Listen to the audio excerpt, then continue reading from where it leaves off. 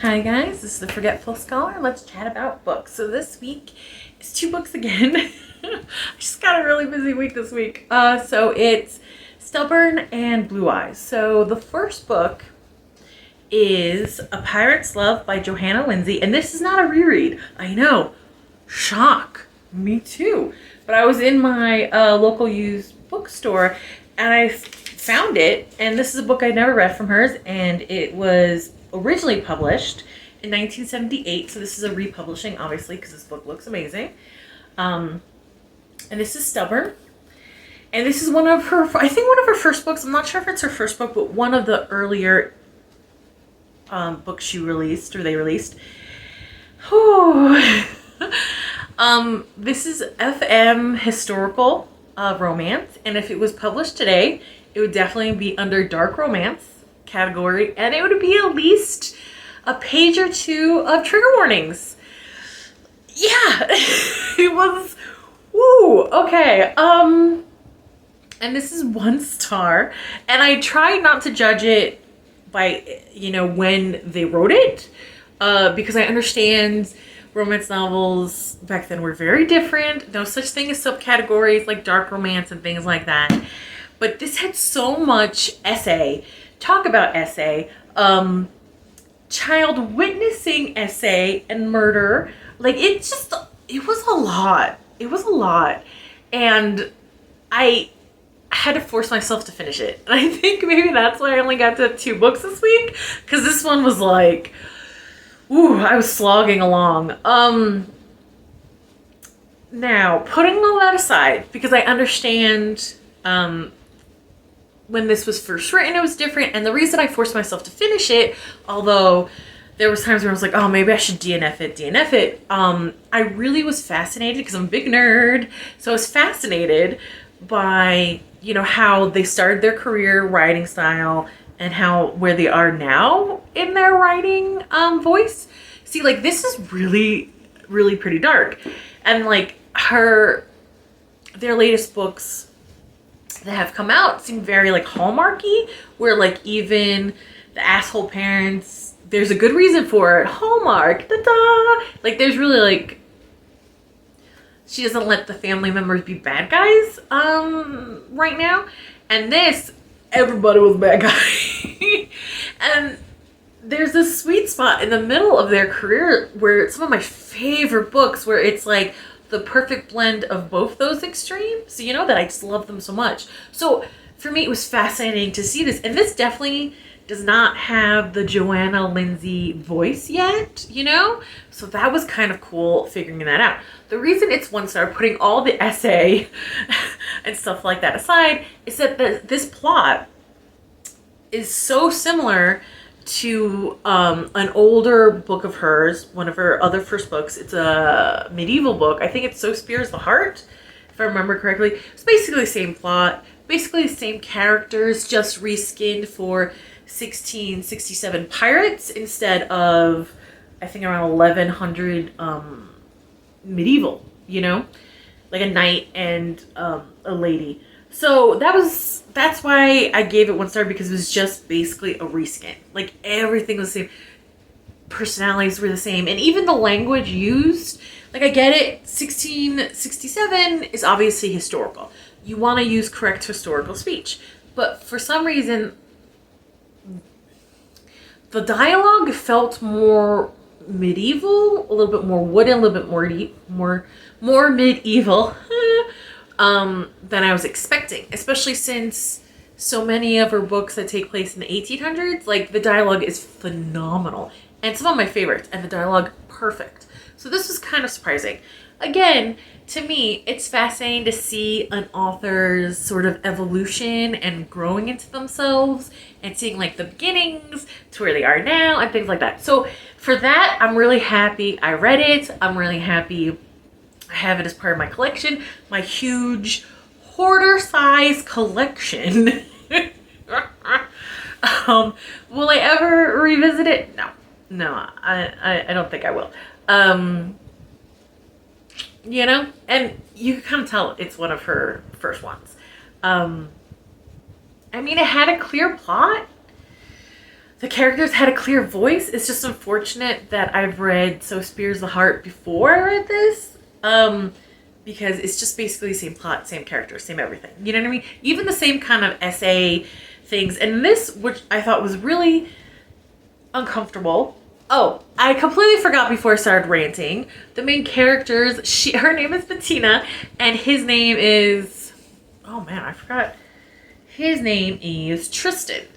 Okay. He's a pirate for England, and he's taking the Spaniards' gold, and he's looking for this particular Spaniard to kill because they did horrible things to his family while he witnessed it, and he wants him dead. 100% down with the vengeance. Let's do this. You guys know I'm bloodthirsty, so let's go. But again, and she was super stubborn. They were both super stubborn.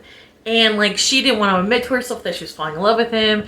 I mean, while I'm reading this, I'm like, well, this is Stockholm Syndrome. Obviously, you're not really falling in love with him because he kidnaps you. One of his men, she's so beautiful that one of his men in a different ship saw him, in the bird's nest, saw her in the bird's nest when she was on the deck and was like, oh, Captain, there's a beautiful lass over there. And he's like, all right, let's attack them and kidnap her and essay her and keep her prisoner, and how dare she try to escape and try to kill me and all this stuff. And then, like, her servant's like, oh, well, you should learn to live with it because he's better than most husbands. And I was like, what the fuck? And then, like, every time she tried to run away, which I was happy that she kept running away, because yeah, fuck you, run away, let's do this. It seemed like every man she came across, they tried her, and I was like, maybe I'm being an optimist, but I don't think every man you come across suddenly comes over this urge to SA you. You know what I mean? Like, I'm just like, that's all right, 1978, I don't know what's going on, but all right. So that's basically the plot. Again, very much like the medieval story. The part where, like, she's taken away from him by his enemy, and, like, she's giving birth in the middle of a big combat with his final enemy. Like, it's so similar. I was like, man, that's just a reskin. That's disappointing. But again, really early works of hers. I'm not sure which came first, this or the medieval story. Either or. It is very unfortunate that they kind of reused a story, just reskinned it to a different time period. I'm not judging, because it is the beginning of their career, so And again, this author has written some of my favorite romances that I continue to revisit all the time, so I'm not hating on this author. I adore this author, and to me, as the nerd I am, this was really fascinating to just see the evolution of their writing voice. So I'm happy I have it, happy I read it, happy I forced myself to complete it, happy it's part of my collection. Will I ever read it again? No. Just not. Excuse me. I live in New Mexico, and it's been like triple digits. I think this is the first week that it's been like only 90 degrees. And I'm like, oh, it's so nice, cool and breezy at 96 degrees.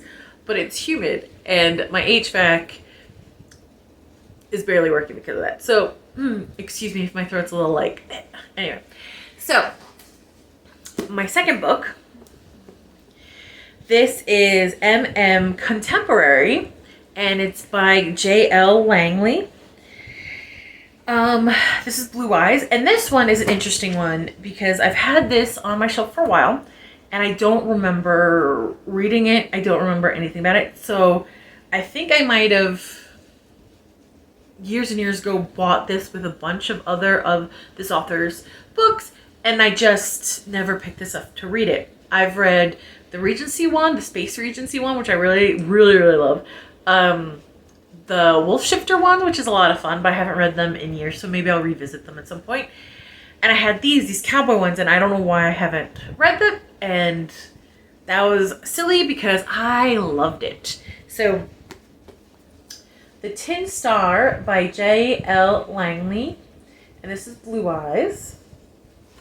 This is 5 stars. MM contemporary cowboys. Hey.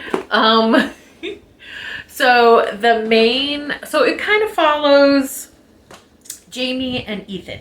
So so they live in Texas and both families are rangers. Ethan is Jamie's older brother, whose name is John, best friend, and they grew up together. And Jamie has has huge crush on Ethan, always been like half in love with him, stuff like that. Even before he realized what that was, it's kind of a cute storyline. So, and Ethan is also gay, but he's basically in the closet because, they live in Texas, and this was published around 2006. So, they live in the heart of Texas, and he's like, well, it's no one's business. John, his best friend, knows, who's Jamie's older brother, but no one else knows. Jamie comes out to his dad and his brother and is immediately kicked off his ranch by his asshole father. John goes to Ethan completely drunk. Ethan finds out what happens, gets Jamie, and it's like, hey, you're an amazing cowboy. I don't give a shit. Come work for the Tin Star, his ranch. Adorable romance stuff happens, and Jamie realizes Ethan is also gay, and Ethan realizes that Jamie is amazing and falls in love. It's really cute, kind of slice of life, but not, because they do live in an unfortunate homophobic area. I do like that not everyone's like that. Because it just felt more realistic that there are some bad apples in the town, but most of the people are like, I don't care. You're good people. You've always been good to me and mine. I'm going to be good to you and yours. It's all good, But there are some ranch hands that are like, screw you, blah, blah, blah, blah, blah. Say the F word, stuff like that. So there's a little bit of warning for, like, language, you know what I mean?